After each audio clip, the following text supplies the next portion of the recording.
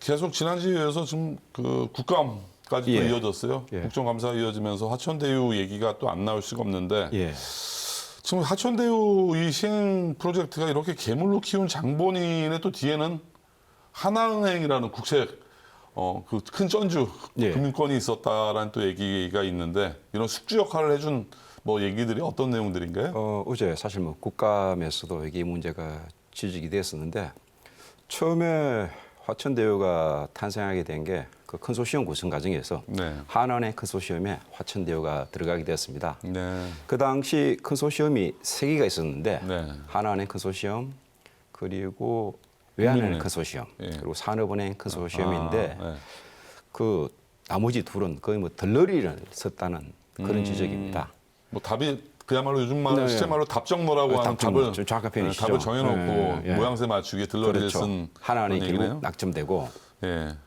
그럼 이런 그 우선 협상자 대상 선정 과정에서 뭐 절차도 뭐 하루 만에 끝나고 네 맞습니다. 뭐 선정 과정에서 특히나 불법이 있었다라는 뭐 의혹들은 많이 제기되고 있는데 예. 국민의힘은 이번에 금융권 컨소시엄을 주관한 그 하나은행 예. 측의 주주간 계약서, 사업공모 제안서 등 뭐 여러 가지 사적 계약 문서를 공개하라라고 좀 촉구를 하고 있습니다. 네. 어떤 내용이죠? 근데 사실은 이쪽 앞으로 검찰 수사 과정을 통해서 밝혀야 될 것 같습니다. 네. 이 하나은행 측에서는 이게 뭐 비밀 준수 협정 때문에 공개할 수 없다 네. 그런 식으로 좀 나오고 있습니다. 네. 뭐 어떤 의혹들이 제기될까요, 과연? 지금 당장 그 아까 말씀드린 서두에 말씀드린 그 컨소시엄 네. 시행 그 선정 과정에서 있던 그런 네. 의혹들이 먼저 있고 네. 그리고 또 하나 금융권 내의 네. 그 성균관대 인맥들이 네. 좀 이렇게 많이 봐줬다. 하나니 컨소시엄으로 낙점되게끔 그런 추측도 나오고 있습니다. 이게 과거 그 박근혜 정부 때도 거슬러 올라가 보면 성균관 법대 학연들이 상당히 크게 계속 그 자리를 잡고 있는데 왜 그렇죠. 이렇게 이게 성균관대 인맥들이 화려하죠, 이렇게? 사실 뭐 성균관대가 뭐 소위 말하는 그 스카이 네.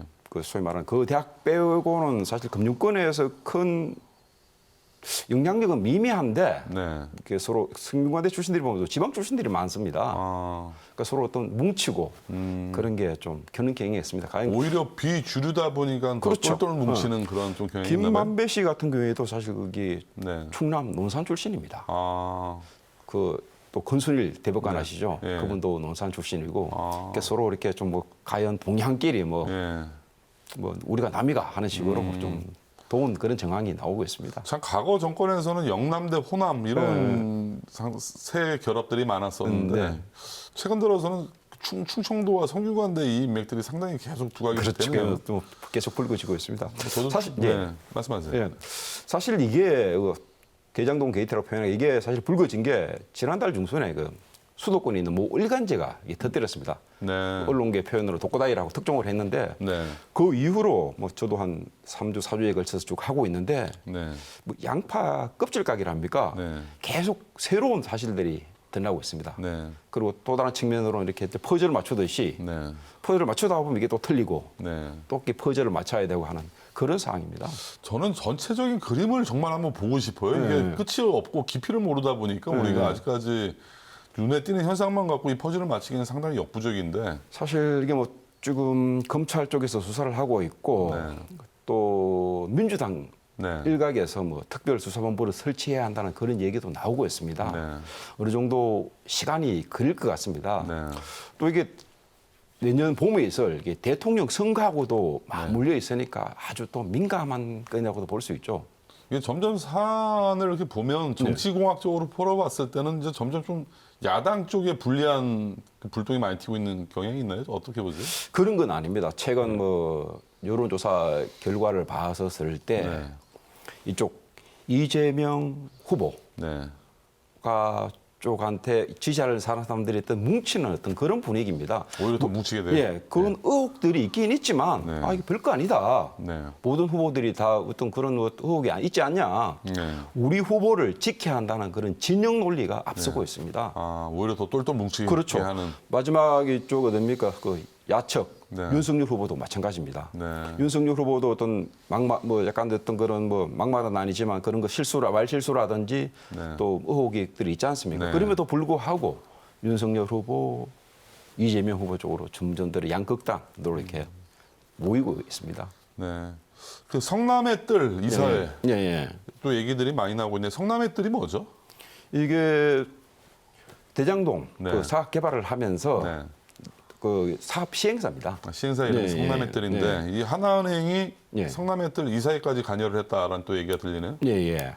이게 성남의 뜰 주주 구성을 보면 성남 도시개발공사가 네. 50% 플러스 한 주를 갖고 있습니다. 네. 대주주인 셈이죠. 네.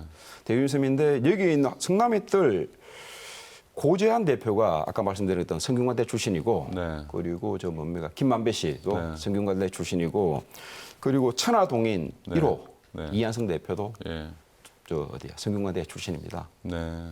참고로 뭐 저희가 뭐 특정 대학을 폄하하기 위해서 말씀드리는 건 아니니까 방송에서 오해는 없으시기 예, 예. 바라겠습니다. 시청자 여러분들도.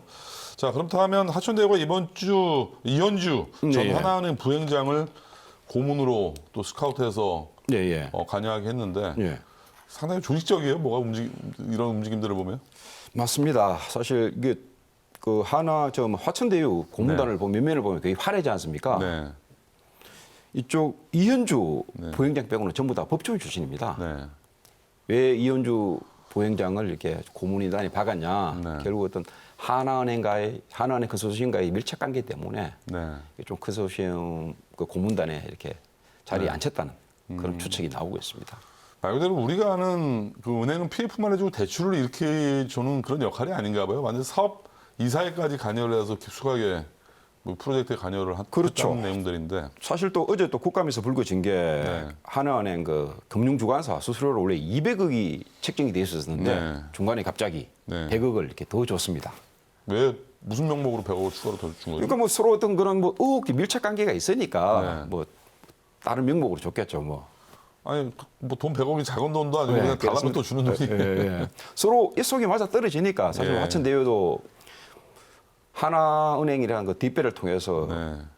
3천억이라는 그 수익을 남기지 않습니까? 네. 그러니까 그에 대한 어떤 반대 급부로 네. 그래서 금전적인 어떤 그런 부분이 오고 갔은 것 같습니다. 매주 정말 그 신문을 보기가 두려운 게 계속돼서 지금 하천대유 지금 사건들이 지금 터지고 있는데 앞으로 네. 어떻게 좀 전망을 하세요?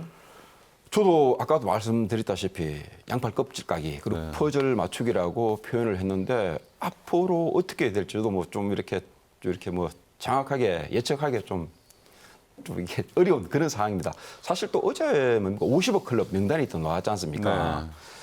그 국민의힘 박성희 의원이 공개를 했는데 네.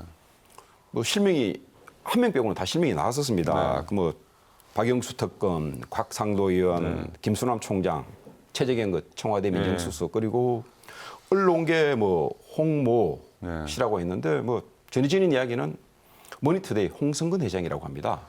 예. 왜 50억이 홍성근 회장한테 가게 되었느냐? 네. 결국 김만배 씨가 저기 머니투데이 출신 아닙니까? 네. 그러한 용고로 네. 이렇게 자기 제일 네. 수장한테 오드머리한테 네. 50억이 갔다는 그런 추측이 나오는 상황입니다. 그 50억 클럽이라는 게 뭔가요, 정확히? 쉽게 얘기해서 화천대유로부터 뭐 여러 가지 뭐 쉽게 사업 시행 과정에서 어떤 네. 그런 뭐 협조를 뭐 나름대로 후원을 해줬다는 그런 후원한 걸로 50억을 받기로 했다는 어떤 그런 나중에 50억을 그 수익을 그렇죠. 상출하는 그런 게. 예. 저도 같은 언론사인데 왜 저한테 이런 제안이 없었는지 모르겠네요. 네, 50억 클럽의 명단이 공개되면서 상당히 정치권, 언론계도 큰 파장이 지금 몰아치고 있습니다. 참고로 저희는 전혀 그런 제안을 받은 적이 없으니까 오해들 없으시기 바라겠고요. 다음 주에도 계속 그 50억 클럽과 관련된 명단이 속속 공개가 되겠네요, 앞으로. 그럼 뭐 사실 뭐 명단 실명이 공개된 사람들은 뭐 그런 사실이 없다 식으로 반발을 하고 있습니다. 아, 현재 반발하고 하고 있다. 있는데 뭐 앞으로 뭐 검찰 수사 과정을 통해서 밝혀질 것 같습니다. 참 최근 들어서 전세 자금 대출도 지금 줄이고 있고 상당히 서민들 중산층은 부동산 대출을 받기 어려운 지금 시국인데 참 그 은행권에서 이렇게 큰 돈을 대출받는 사람들은 다 그만한 이유가 있었네요. 그렇죠. 참 우리 같은 사람들은 5천만 원 추가로 대출받기도 힘든데 참 허탈한 시기인 것 같습니다. 저는 뭐 은행 가니까 500만 원도 안 된다고 하더라고요. 뭐 예전에 뭐 신용불량자 되신 적 있으시죠?